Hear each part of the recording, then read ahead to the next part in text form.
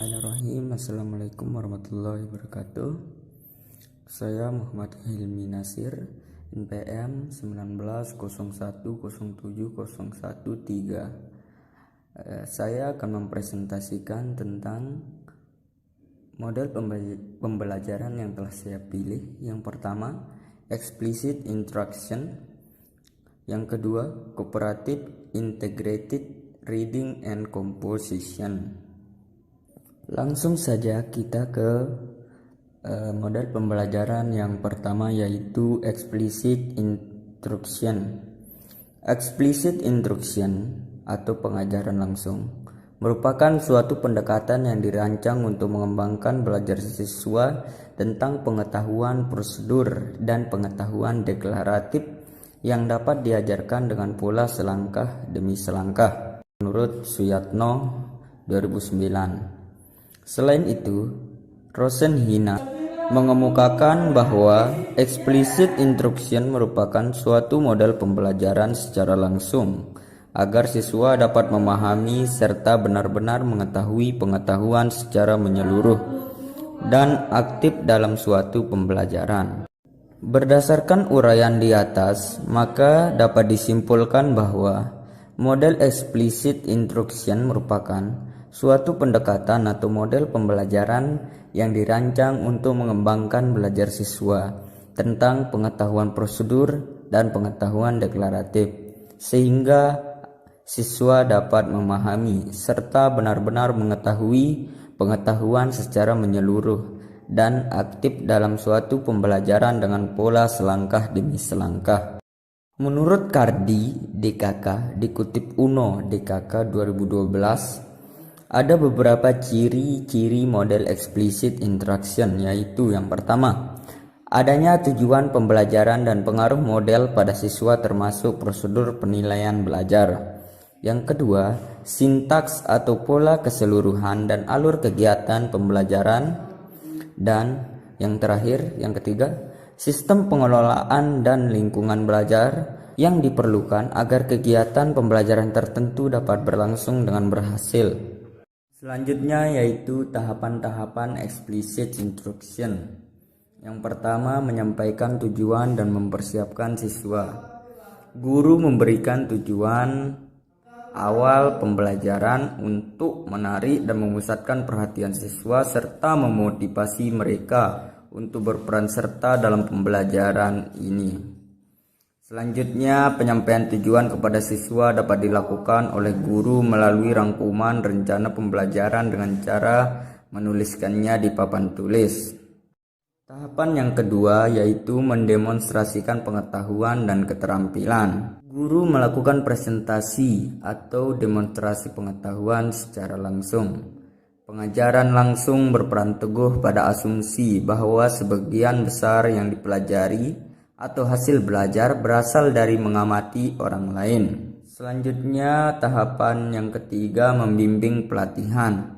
Di sini guru membimbing pelatihan mencakupi guru dapat mendemonstrasikan sesuatu dengan benar-benar diperlukan latihan yang intensif dan memperhatikan aspek penting dari keterampilan atau konsep yang didemonstrasikan.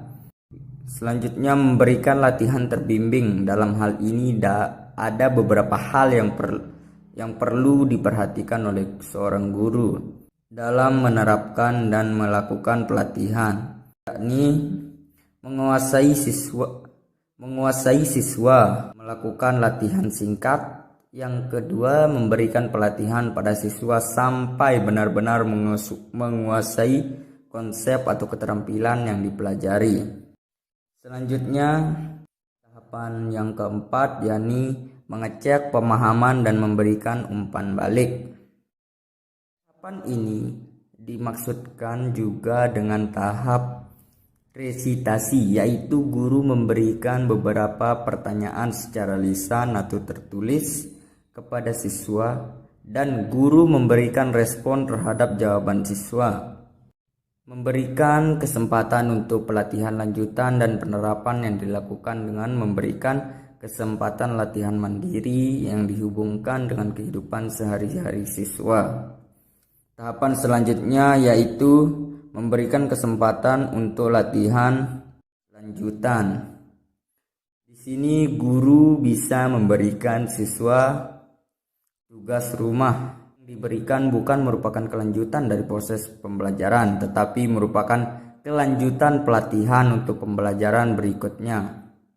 Guru seyogyanya menginformasikan kepada orang tua siswa tentang tingkat keterlibatan mereka dalam membimbing siswa di rumah. Dan guru perlu memberikan umpan balik tentang hasil tugas yang diberikan kepada siswa di rumah. Model pembelajaran selanjutnya yaitu Cooperative Integrated Reading and Composition. Terjemahan bebas dari CIRC adalah komposisi terpadu membaca dan menulis secara kooperatif kelompok. Dalam pembelajaran CIRC atau pembelajaran terpadu, setiap siswa bertanggung jawab terhadap tugas kelompok. Setiap anggota kelompok saling mengeluarkan ide-ide untuk memahami suatu konsep dan menyelesaikan tugas, sehingga terbentuk pemahaman dan pengalaman belajar yang lama. Model pembelajaran ini terus mengalami perkembangan mulai dari tingkat sekolah dasar hingga sekolah menengah. Proses pembelajaran ini mendidik siswa berinteraksi sosial dengan lingkungan. Prinsip belajar terpadu ini sejalan dengan 4 pilar pendidikan yang digariskan UNESCO, yakni learning to know, belajar untuk mengetahui, learning to do, belajar untuk berbuat, learning to be, belajar untuk menjadi diri sendiri, dan learning to live together, atau belajar hidup dalam kebersamaan.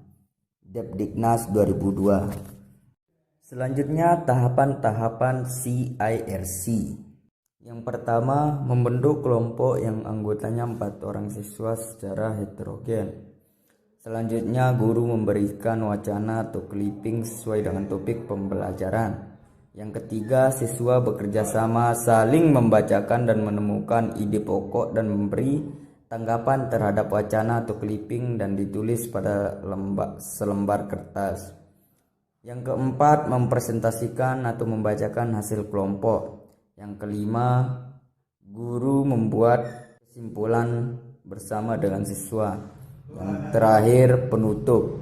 Dari tahapan-tahapan yang telah saya sebutkan tadi, saya dapat menyimpulkannya dalam beberapa fase. Fase pertama, pengenalan konsep. Fase ini guru mulai mengenalkan tentang suatu konsep atau istilah baru yang mengacu pada hasil penemuan selama eksplorasi. Pengenalan bisa didapat dari keterangan guru, buku paket, atau media lainnya. Yang kedua, fase kedua, eksplorasi dan aplikasi. Fase ini memberikan peluang pada siswa untuk mengungkap pengetahuan awalnya, mengembangkan pengetahuan baru, dan menjelaskan fenomena yang mereka alami dengan bimbingan guru minimal. Hal ini menyebabkan terjadinya konflik kognitif pada diri mereka dan berusaha melakukan pengujian dan berdiskusi untuk menjelaskan hasil observasinya. Fase yang ketiga yaitu publikasi. Pada fase ini siswa mampu mengkomunikasikan hasil temuan-temuan, membuktikan, memperagakan tentang materi yang dibahas. Penemuan ini dapat bersifat sebagai sesuatu yang baru atau sekedar membuktikan hasil pengamatannya. Kelebihan model pembelajaran CIRC. Yang pertama, pengalaman dan kegiatan belajar anak didik akan selalu relevan dengan tingkat perkembangan anak. Yang kedua, kegiatan yang dipilih sesuai dengan dan bertolak dari minat siswa dan kebutuhan anak. Yang ketiga, seluruh kegiatan belajar lebih bermakna bagi anak didik, sehingga hasil belajar anak didik akan dapat bertahan lebih lama. Yang keempat, pembelajaran terpadu dapat menumbuh kembangkan keterampilan berpikir anak. Kekurangan model pembelajaran CIRC, yakni dalam model pembelajaran ini hanya dapat dipakai untuk mata pembelajaran yang menggunakan bahasa, sehingga model ini tidak dapat dipakai untuk mata pelajaran seperti matematika dan mata pelajaran lain yang menggunakan konsep menghitung. Demikian presentasi yang dapat saya lakukan. Kurang lebihnya mohon dimaafkan. Sekian, wabillahi taufiq wal hidayah. Assalamualaikum warahmatullahi wabarakatuh. Kuke ti moja, še moj te mola, aman te mola, aman te mola. Ti te mola škoj, še moj te mola, aman te mola, aman te mola. Kuke ti moja, še moj te mola, aman te mola, aman te mola. Ti te mola škoj, še moj te mola, aman te mola, aman te mola. Te mola, te mola, te mola.